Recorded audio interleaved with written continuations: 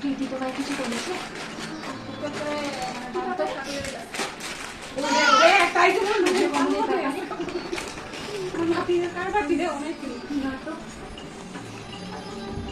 বলছি শোনো না, বস্তা বস্তা এই সম্বন্ধটা প্রীতি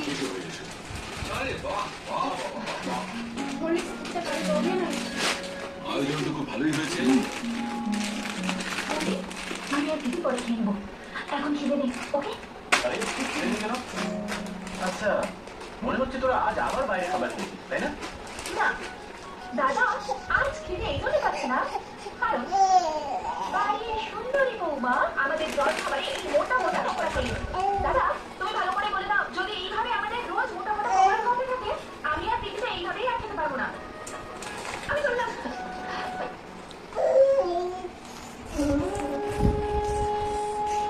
এবার তুমি বলেই দাও, তুমি আমার রান্নার জন্য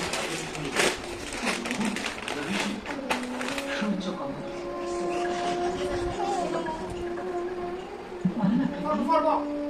তুই এই সম্পর্কে